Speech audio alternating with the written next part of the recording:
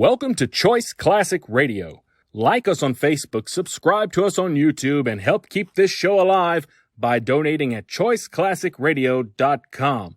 For more of your favorite old-time radio shows, join us on our companion podcast, Choice Classic Radio, Mystery, Suspense, Dramas, and Horrors, where we bring to you the most mysterious tales that the golden age of radio had to offer.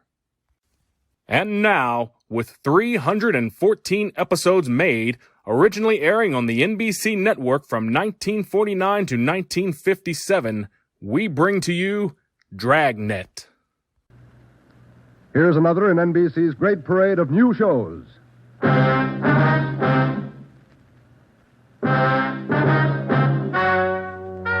Ladies and gentlemen, the story you are about to hear is true. Only the names have been changed to protect the innocent. NBC brings you Dragnet.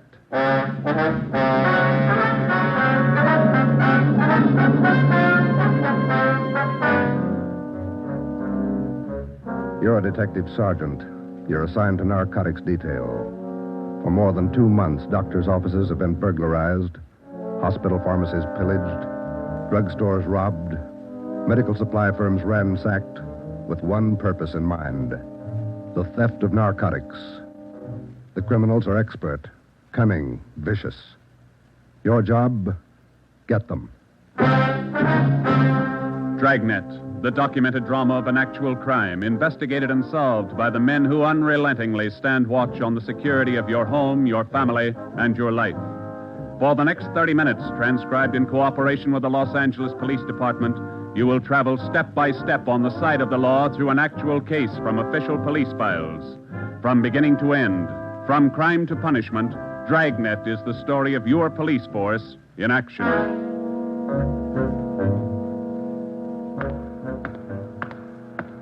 It was Thursday, March 23rd. It was windy in Los Angeles. We were working the night watch out of Narcotics. My partner's Ben Romero. The boss is Ed Backstrand, chief of detectives. My name's Friday. I was on my way back from the record bureau, and it was 10:35 p.m. when I got to room 24. Narcotics detail. Yeah, okay. Well, we'll be right over. Thank you. Get anything, Joe? Nothing we don't know already. How about you? That was the county hospital on the phone. Doc Welch. Pretty fair lead. I told him we'd be right over. What's he got? One of our informants, Benny Trounsel. Ready? Let's go. What's with Benny? It's bad shape. Somebody worked him over. They found him in an alley off of South Main. Yeah? Doc says Trounsel talked before he passed out. Anything good? He claimed he knows who's running the new dope racket in town. Says they got him. No, let's take the stairs here, huh? Why should they bother with small fry like Benny? That's what I'm wondering. Blackmail, maybe. Benny's still on the needle? Maybe that accounts for his story. Doc says his skull is fractured. Morphine doesn't do that to you. Yeah. Benny mention any names? I don't know. Doc didn't say. Here's the garage. Come on. When did they pick up Benny? About an hour ago. He had a pocket full of bundles on him. Heroin. Trounsel's small fry. He never had that much dope on him in his life. That's what makes it interesting. Let's go.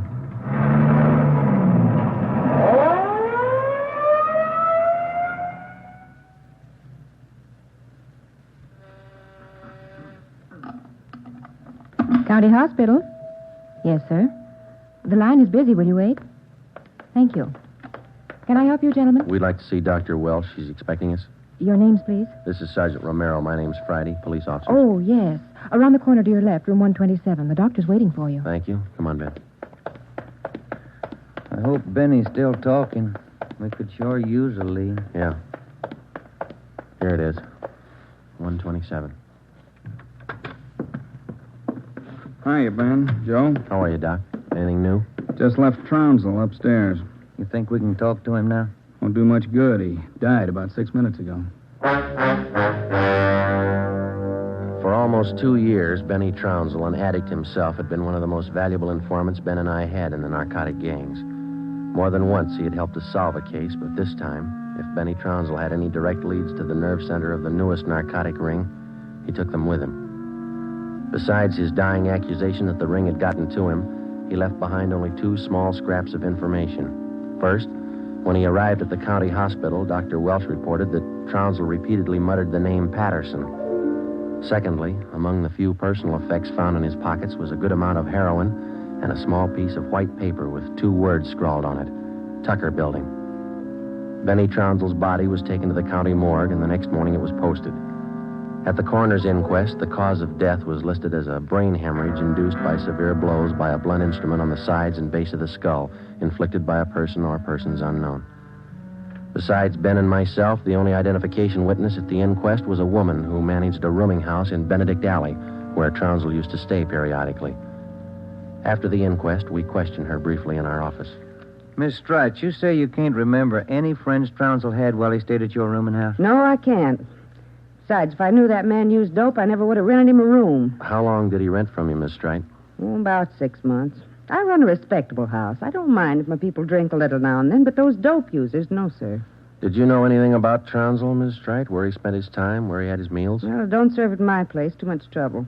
Most of my people eat at the Ace lunchroom, down the corner. Where's that, Miss Strite? Grant and South Main, right on the corner. And you think Trounsel might have spent some time He there? might have, I don't know. Miss Strite, did Trounsel ever mention anyone by the name of Patterson? No. Patterson?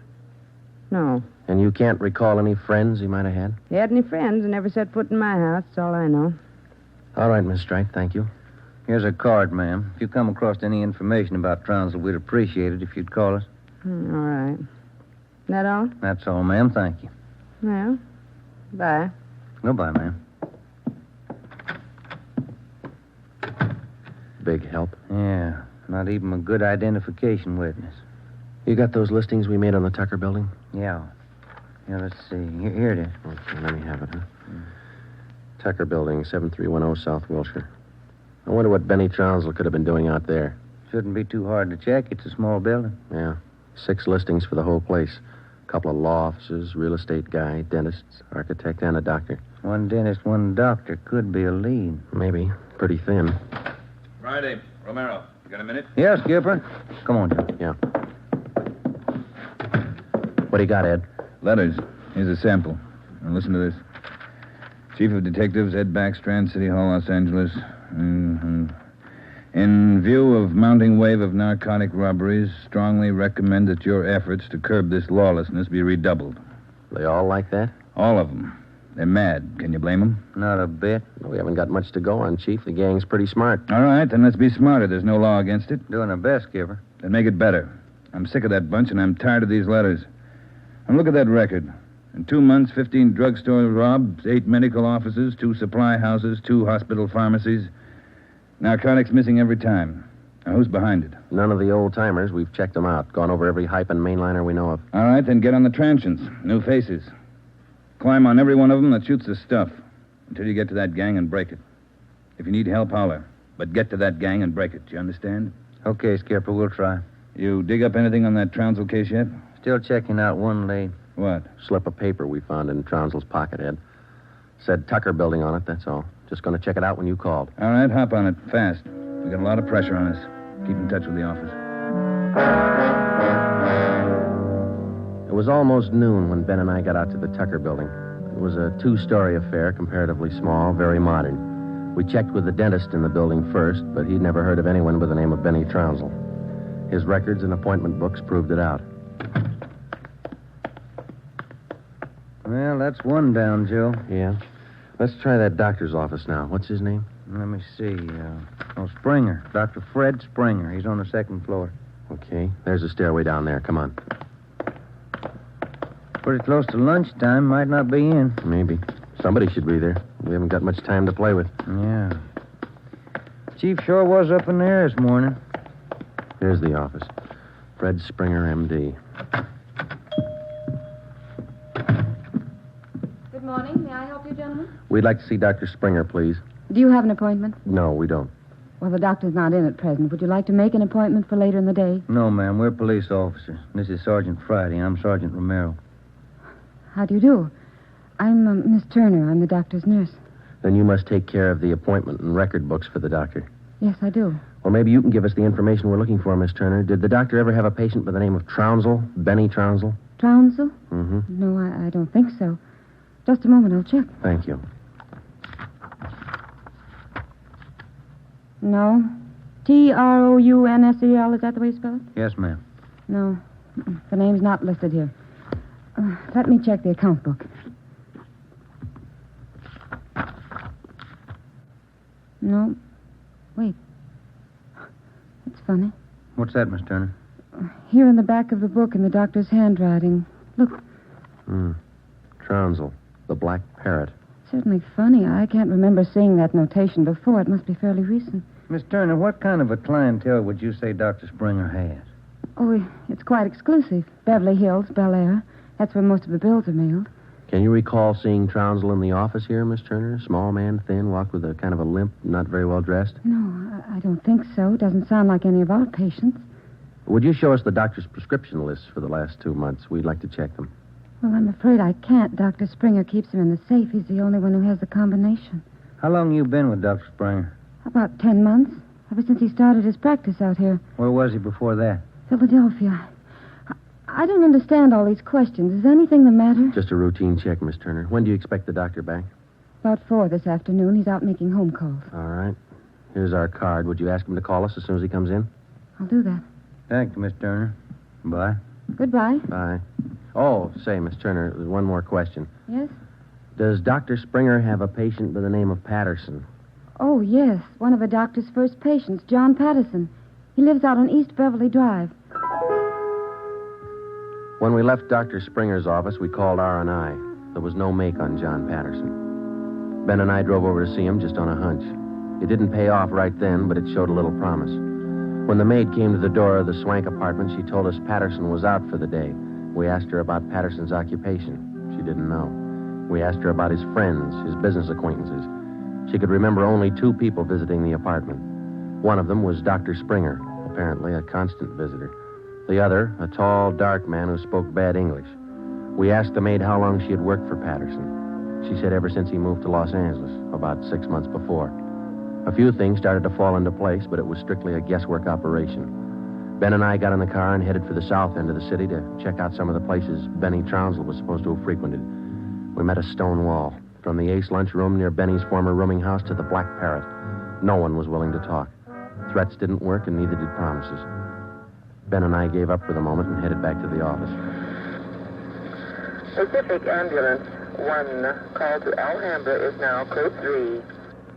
Seems like Skid Row doesn't want any part of this one. Yeah, there's a bad feeling. Something's got him scared. Sure would like to know what it is, or who it is. Yeah, I'd like to know the Control 1 answer to to Unit that, too. 80K. Control 1 to Unit 80K. Us, Joe, get it, will you? I got it. 80K to Control 1. 80K to Control 1. Go ahead. 80K. Call station 2511, code 3. 80K to Control 1. Roger. KMA 367. Wonder what that's all about. Now, let's find out. There's a drugstore. They ought to have a phone. Pull over, huh? You got a nickel? Yeah, sure. Thanks. I'll be back in a minute.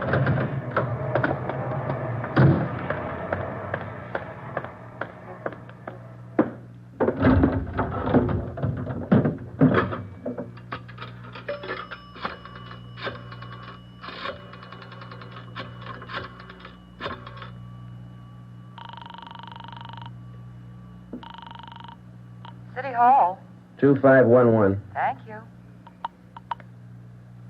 Chief of Detective's Office, Hannon. This is Friday, Mike. The chief there? Oh, yeah, just a minute. Backstrand talking. This is Friday, Ed. What do you got? You tied up? Nothing big. Then check in as soon as you can. Got something good. What? You remember the stick-up at St. Agnes Hospital about a month ago? Pharmacy there? What about it? 2 patrolmen picked up a user down near Union Station about an hour and a half ago. Yeah? Guy was way back on his heels. He had 2 vials of morphine on him. Vials had serial numbers. Good. Did they match out? Perfectly. Thanks, Ed. We'll be right in.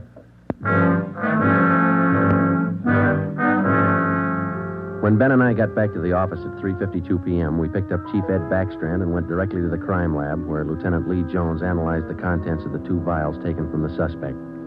Jones told us it was high-grade morphine.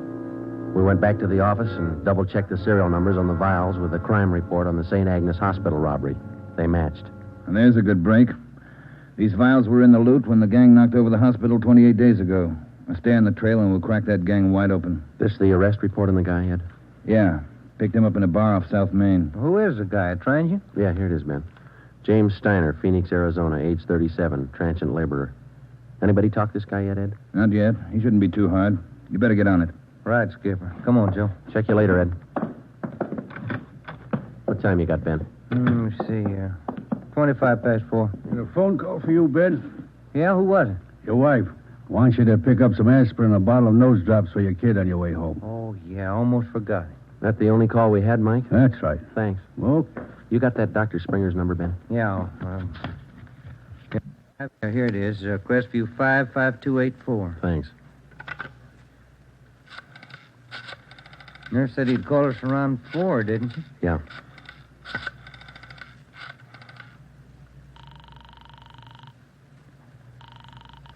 Dr. Springer's office? This is Sergeant Friday down at the police department. Dr. Springer there? Well, no, he isn't, Sergeant. He called in about 20 minutes ago, and I gave him your message. He said he'd call you. All right, Miss Turner. When he comes in, tell him to call us. Impress on him it's urgent. All right, Sergeant, I'll do that.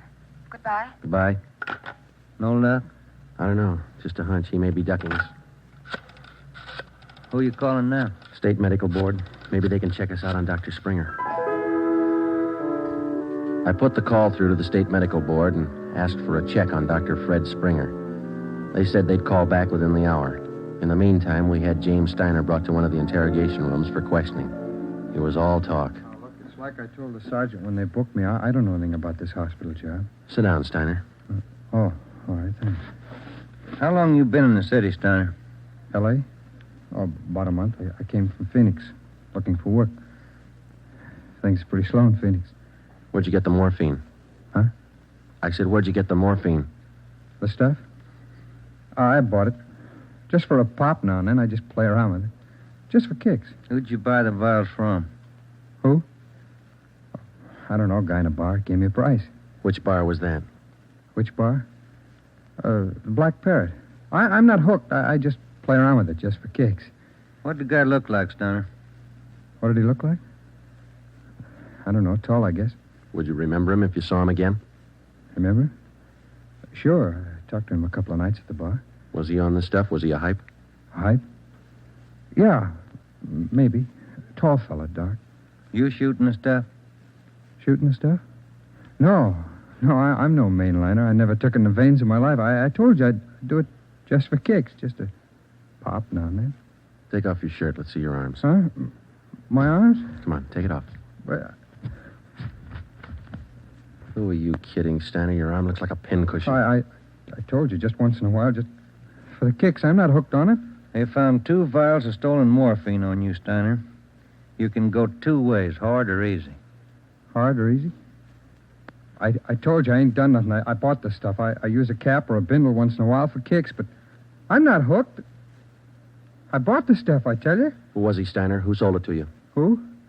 I told you I met him in a bar, the Black Parrot. Who was he? He was tall, dark. He gave me a good price. Come on, let's have it, Steiner. His name. I'm feeling sick. You got something for me? I'm sick. All right. Mike, Yeah, Joe. get some milk. A couple of quarts right away. Okay, Joe. You ready to tell us, Steiner? Who was he? I'm sick. I'm sick. We're getting some milk for you now. Come on, you better talk. Max. That's all he said. Name was Max. He gave me a good price. I only take a pop now and then just for kicks. You think you could point him out for us? Yeah, maybe. I'm sick. I'm sick. Narcotics from Merrill. Hello. This is Dr. Springer calling. You wanted to talk to me. Yes, we did, Doctor, and we've got a few questions we'd like to ask you. Oh, hold on just a minute, will you? It's Dr. Springer, Joe. All right, tell him we got to see him tonight. We'll call him back later. Dr. Springer. Yes? Sorry, Doctor, we'll have to see you later on tonight. You be at home? Well, I have an appointment this evening. Would you mind telling me what this is all about? Sure, Doctor. It's about a man named Benny Trounsel. Oh, I see. And if you don't mind, we'd like to check over your prescription list with you. Yes. I'll cancel my appointment. You can contact me here at home. 1538 South Road. I'll be here all night.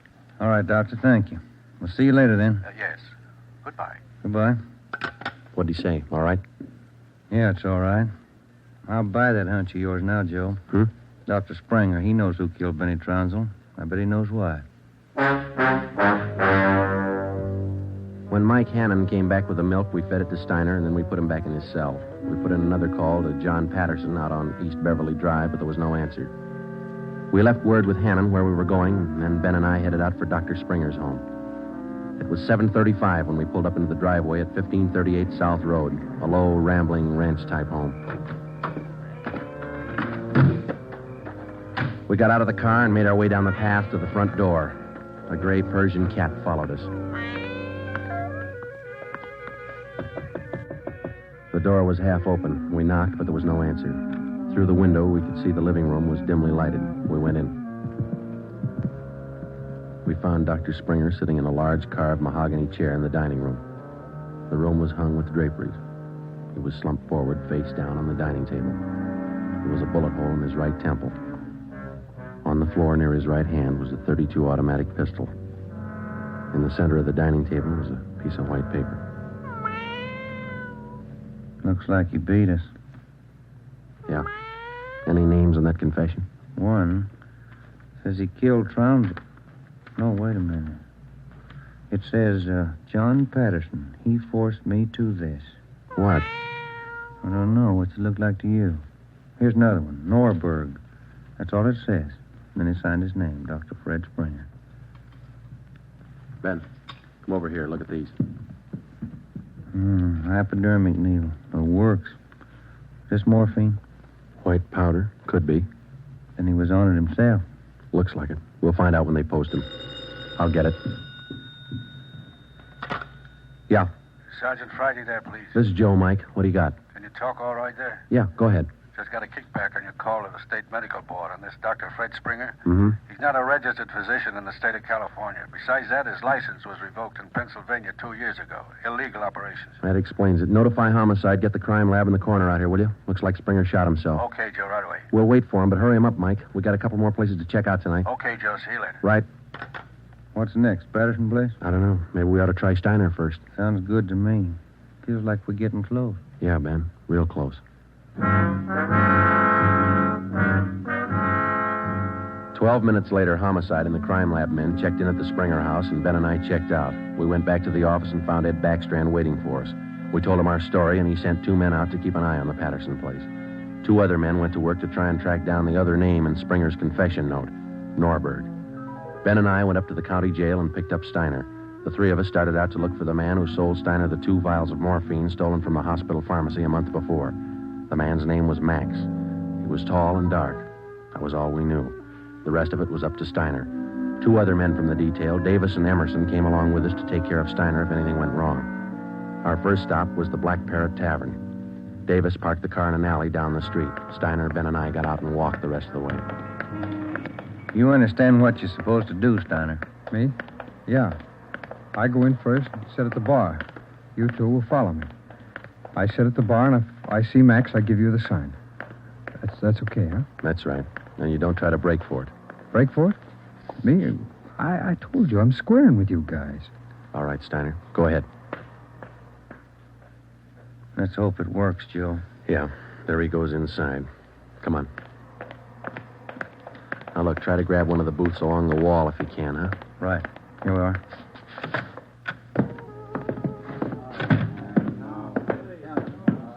The first booth, Ben, it's empty. Yeah. Fellas left to order at the bar. Waitress got a night off. Make it a couple of beers, will you? Couple of beers? Okay. Joe. So look at Steiner. Yeah, he's signaling. Must mean the guy putting on his coat over there. No, hold it, Ben. Wait till he gets past us.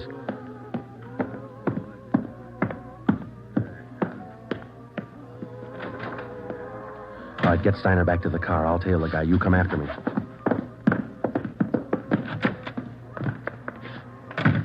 I didn't know how right Steiner was or how much we could trust him. All I knew was that the man I was following was tall and he was in a hurry. I followed him 3/4 of a block before he turned in at a motel. He went to a cottage at the rear of the lot, let himself in, and closed the door quickly behind him. A minute later, Ben and the others pulled up in the car. Got him staked out, Joe. Steiner says that was Max. Let's make sure. Come on. Which one's he in? The one down at the end here. Now be careful. You too. right, here we are. Wait a minute, right there.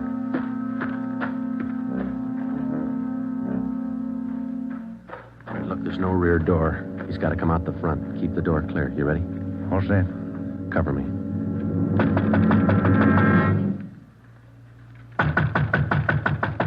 Open up in there. Who is it? Police officers, open up. Just a minute. All right, Ben, give it back to him. Don't shoot. We'll come out. All right, throw your guns out first, then come out with your hands behind your head and make it fast. Watch it, Ben. He's making a break. All right, mister. That's far enough. Get out of my way. Get out of Get him, Ben. That's good, Ben. You all right? He didn't mean it, Copper. He didn't mean it. He didn't know what he was doing. Well, that must be a good excuse, lady. A lot of people use it. Come on, Ben. Let's take him in.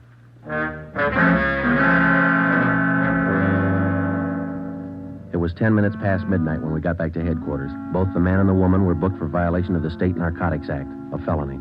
He gave his name as Max Jansen. In his luggage, we found 13 vials of morphine, large quantities of heroin, and a small amount of Panopin. He gave us the names and addresses of 6 active members of the narcotics gang. He identified Dr. Springer as second in command. Just a few more questions, Jansen. Yeah, all right. Why did Springer kill Trounsel? He had it coming. Trounsel knew the score, and he was blackmailing him, bleeding him white. Why didn't the gang take care of him? The boss said no rough stuff. Things were going too good. He warned Springer, but he wouldn't listen. All right, Jensen, just one more question. Who's the boss? Do I get off light? State's witness? It might help. We can't promise you anything. Who's the boss, Patterson? Yeah, 138 East Beverly Drive? that's right. What about Norberg? How does he figure? It's the same guy. Patterson and Norberg, both the same. And what's his real name? Norberg. Tony Norberg. What's his front? He's legit, or he used to be. Importing business. Where? Here. Got an office downtown. Do I get protection? Where's Norberg now? Home out in Laurel Canyon. Do I get protection? I thought you said he lived out on East Beverly. His apartment, his home's out in the canyon. Where? What's the address? Do I get protection? You'll get protection. Winding Way. 860 Winding Way. All right, Friday. Romero, take some men with you.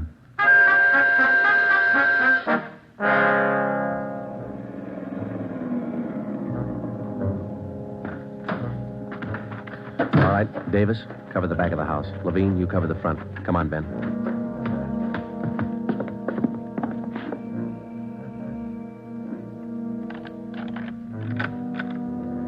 Yes? Mr. Norberg in? Who's calling? Police officers. Oh, come in, won't you? Thank you. Now get your hands up. Face the wall. You'll never make it, lady. The house is surrounded. Tony, get the stuff. It's our only chance. They'll cut you down, Norberg. All right, Jeannie, give him the gun. Don't be a fool. They're going to march out the door in front of us, right to the car. I'm not going, Jeannie. Try it if you want. I'm not going. All right, Tony, stay. Come on, coppers. You'll never make it, lady. I said move. Fast. All right, Ben, hit the dirt. She's going for the car. See if you can get those tires.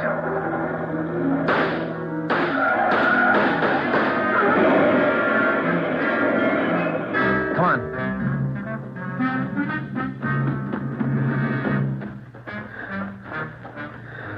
Dead? Yeah. Norberg was smart. Must be the girlfriend. Guess so. Wonder why they start. Why did they get on the stuff, Joe? For kicks, Ben. None of them ever get hooked. Just for kicks. The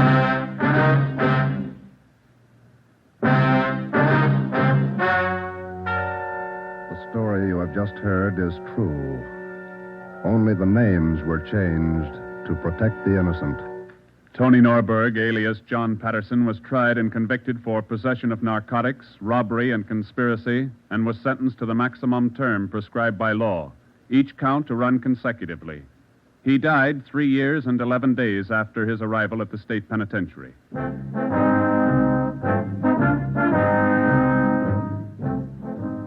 You have just heard the 9th in a new series of authentic cases transcribed from official files. Technical advice for Dragnet is furnished by the Los Angeles Police Department. Tonight's program is dedicated to Chief Erskine Fish of the North Sacramento Police Department who on the night of August 11th, 1935, gave his life so that yours might be more secure.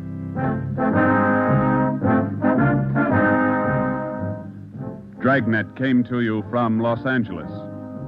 This is NBC, the national broadcasting company.